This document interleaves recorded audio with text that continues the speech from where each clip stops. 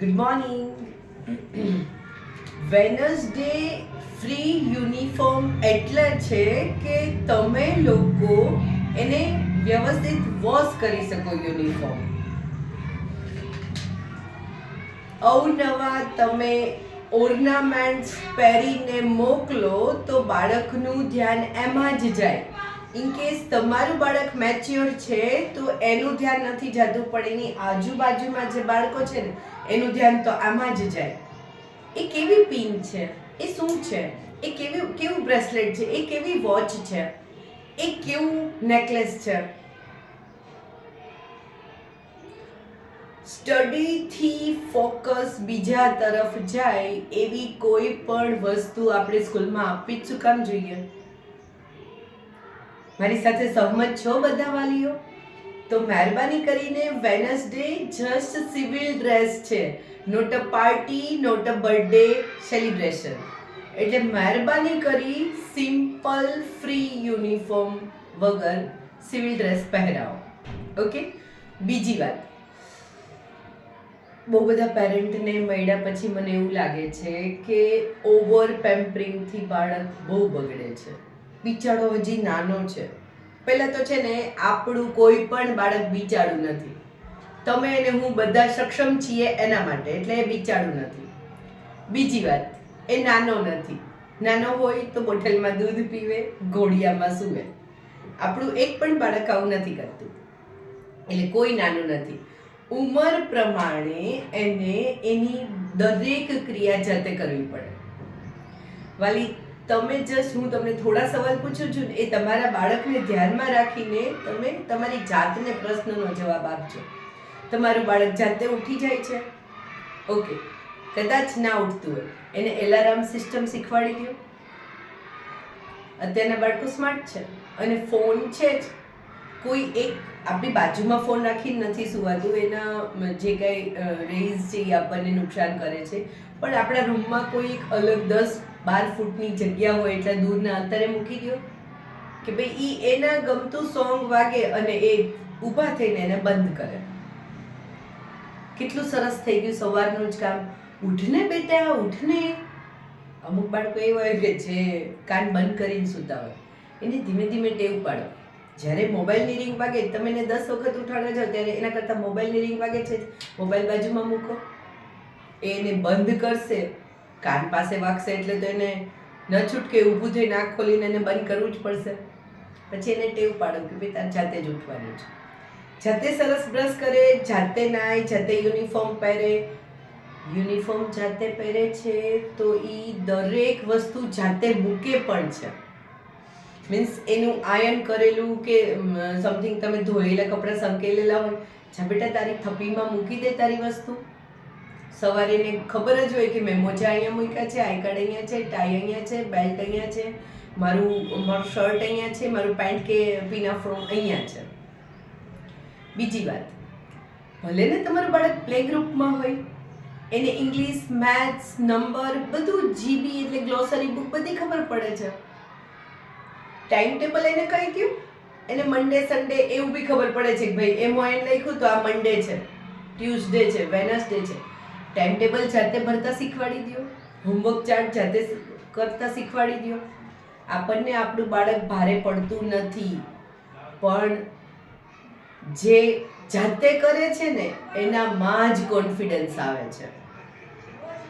અને એ self confidence માટે self work બહુ જરૂરી છે. જો બેઝિક બધું તમારું બાળક જમીને એની પ્લેટ સાફ નથી કરતું, કરાવી નથી, બટ ચોકડીમાં મૂકવા જાય છે. તમારું બાળક બહારથી આવે એટલે ચપ્પલ, બૂટ જે છે એ વ્યવસ્થિત ઘોડામાં મૂકે છે. સ્કૂલેથી આવે છે તો મોજા કાઢી અને લોન્ડ્રી બેગ અથવા તમે જ્યાં મેલા કપડાં મૂકતા હોય ત્યાં મૂકે છે. એનું યુનિફોર્મ, એનું સ્કૂલ બેગ એની પ્રોપર જગ્યાએ મૂકે છે. નથી મૂકતું તો આજથી આપણે એ વસ્તુને બહુ પ્રેમથી પણ આગ્રહ સાથે એને આ વસ્તુ કરાવીએ. બાળકમાં કેમ બાળક બહાર જઈને જ શીખે છે? ગુજરાતી કહેવત કેમ પડી છે કે પારકીમાં જ કાન વિંધે? ઘણીવાર તમને એવું નથી લાગતું કે એક ગાય હતી ને, ગાય વહાલ કરે ને તો જીભ અડાડે, એને હાથ તો છે ને, એટલે જીભથી ચાટે એના વાછરડાને. પણ જ્યારે એ ગાયને અતિ પ્રેમ આવે ને ત્યારે વાછરડાને એવી રીતે ચાટે ને કે એની વાછરડાની કુમળી એકદમ એમ કહેવાય ને સોફ્ટ સ્કિન છે ને એ ઘસાતી જાય અને એમાં લોહી નીકળી જાય. આપણા શાસ્ત્રમાં કીધું છે કળિયુગમાં છે ને ગાય વાછરડાને ચાટીને એને લોહી લુહાણ કરી નાખશે.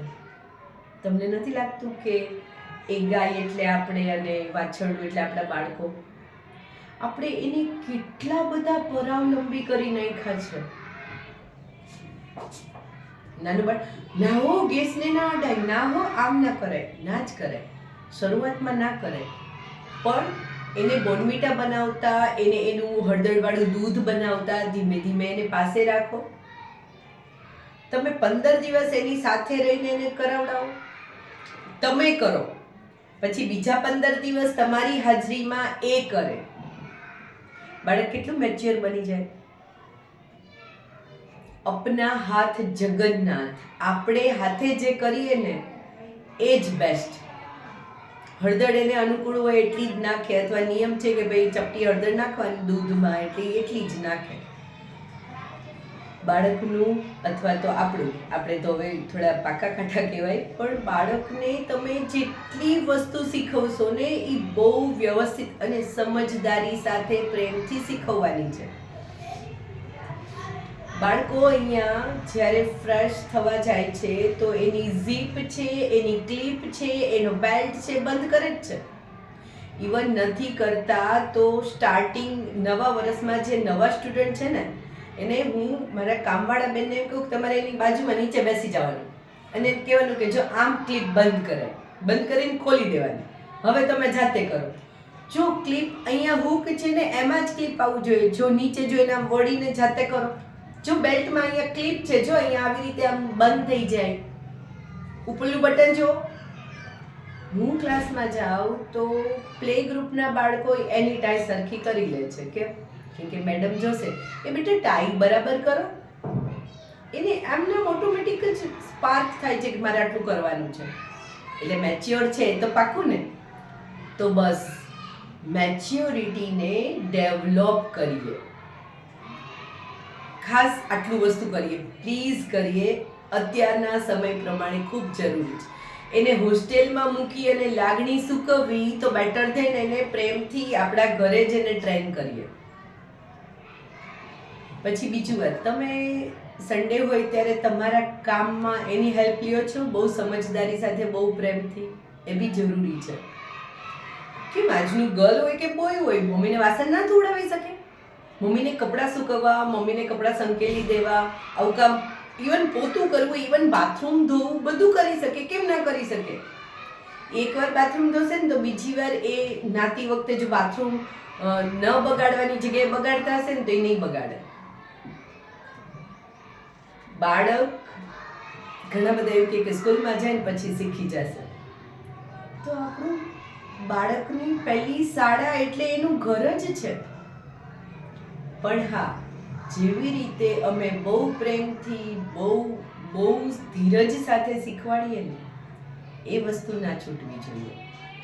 બાળક તમે શીખવાડો છો, બાળકને તમારી બીક લાગે ને તો તમને જોઈને એકવાર સ્માઇલ તો આવવી જોઈએ એના મોઢા ઉપર. ક્યારેક બાળક જેવાય થવું પડે છે. બાળકના મનોજગતને સમજીએ અને એને એકદમ ખીલવીએ. નેક્સ્ટ, આઈ કાર્ડ ક્યારેય પાછળથી નહીં મોકલવાનું.